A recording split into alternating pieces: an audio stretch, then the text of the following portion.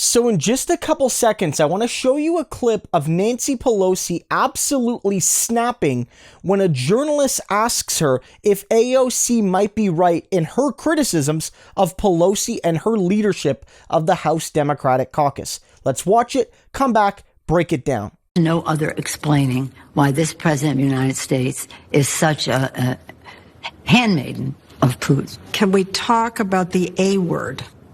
What's that? Age. Oh, age. You're 80. Right. Your number 2, Steny Hoyer, is 81. Your number 3, Jim Clyburn, is 80. Why haven't you brought young people into the leadership? Because we have. You perhaps don't know. Why does AOC complain that you have not been grooming younger people for leadership? I don't know. You'll have to ask her. Because we are. That was kind of sharp, kind of dismissing her. I'm not dismissing her. I respect her. I think she's very effective, as are many other members in our caucus that the press doesn't pay attention to. But they are there, and they are building support for what comes next. So what you see there is Lesley Stahl of 60 Minutes last night say, look, AOC has noted that your core leadership team of the House Democrats are all in their 80s. You and Hoyer and Clyburn are all either 80 or 81. Those are the three key positions. Speaker, majority leader, and whip. Those are the three. Why are they all in their 80s? Why aren't you grooming more people? And Pelosi is not only dismissive of AOC, we'll get into that, but she's deeply disrespectful, I think, in this interview. I really do. Like, we talk a lot about how Trump mistreats people when he's interviewed by them. He was disrespectful to Lesley Stahl himself. We covered that in the run-up to the election, in that big interview he did with her. We covered how he was very rude, and it's not appropriate. And here, Pelosi is maybe not quite as bad, but she's not too far off, if I'm being honest. When Lesley Stahl asks her, where are the young people? She says, well, we have them. I guess maybe you don't know about it. And clearly Lesley Stahl and her people have done the research. She knows that in the junior positions and some of the committees, Pelosi has given some jobs to younger people.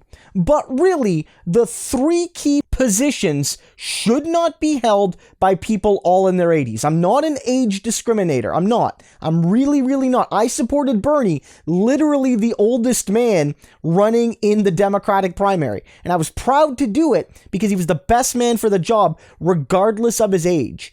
But if you're picking a leadership team of 200 plus people and they're all in their 80s, that's a problem.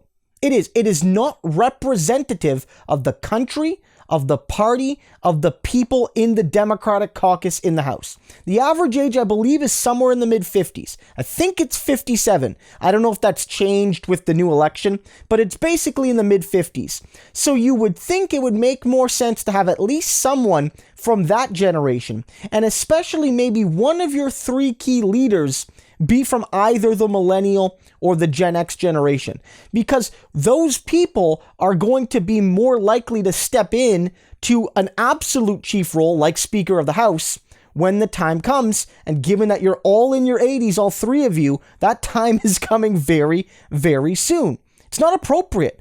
I mean, the Republican leader, Kevin McCarthy, is not a young guy, but he's not an octogenarian either.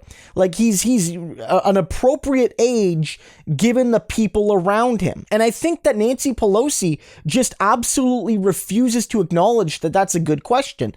But the attack on AOC here is absolutely clear. When she says, why aren't you doing enough to groom people? She says, well, we are. You have to ask her.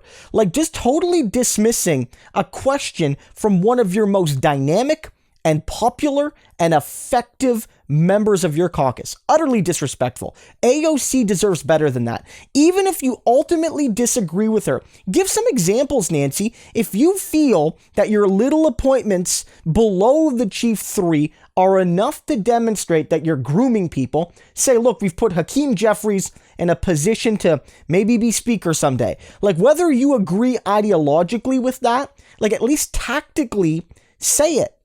But Pelosi doesn't. All she says is you are a dumb interviewer because you didn't do your research, and AOC is dumb because she dared to ask a question about why our leadership is all literally 80 years old and older.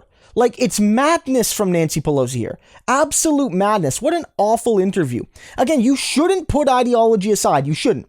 But even if you did, it's ridiculous to have 3 leaders above 80 and then not defend yourself when people raise the questions and just assume that you snapping at them is going to be good enough. Look, AOC has a better grasp on what it's going to take to win than Nancy Pelosi. Neither has all the answers. Neither is perfect. You can make good faith criticisms of AOC. A lot of people have.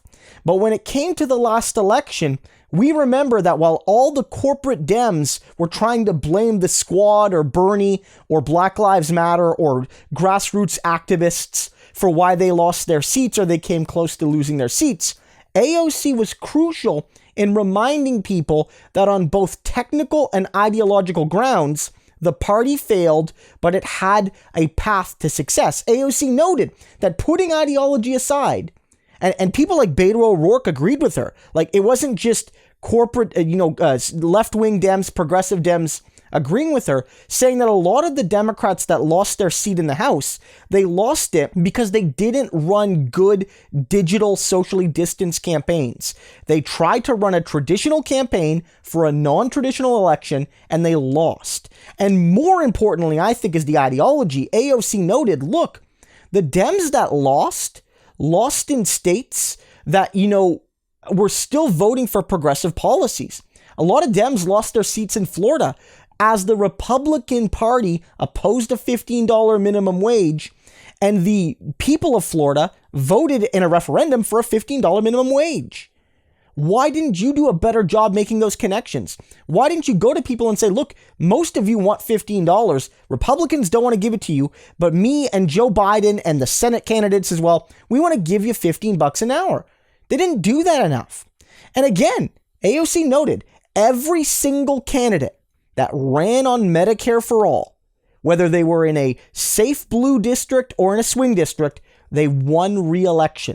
And I think all but one of the people that supported the Green New Deal, again, in a safe blue district or in a swing district, won re-election.